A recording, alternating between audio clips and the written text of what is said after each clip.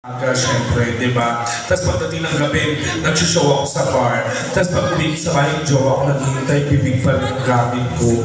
Kaya, di ba nag-aaway kami? Oo. Nagkaroon ito DJ. Oo. Pag nag-aaway kami, Oo. ganun. Pero ano, baka sabihin nila bakla ako, lalaki talaga ako. Eh bakit gawin na gawin yung bibig mo? Hindi kasi ano nga, mula umaga hanggang madaling araw, talagang bibig ang gamit ko. Tapos bakit sinasabi mo hindi ka bakla? Lalaki ako, tanga. Paano naging lalaki yan? Rockstar ako dati, tanga. Eh, mapurma na rockstar. Rockstar.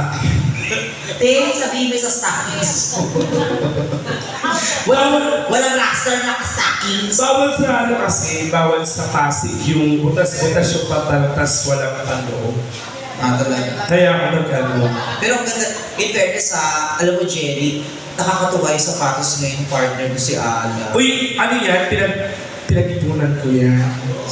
Ganda. Kasi, oo, pinag-ipunan ko yan, syempre. Para ano, para hindi naman ako magmukhang tayo sa paningin mo. Tapos, Jenny, hindi naman sa ano, pero Diyos ko, nakakahiya naman sa 50 grams mo. 30 lang. 30. Oo. Magtitinda na lang nga ako. Parang feeling ko magbubukas na rin. Hindi kasi may mga negosyo pa ako. Anong negosyo? Oo, siya po.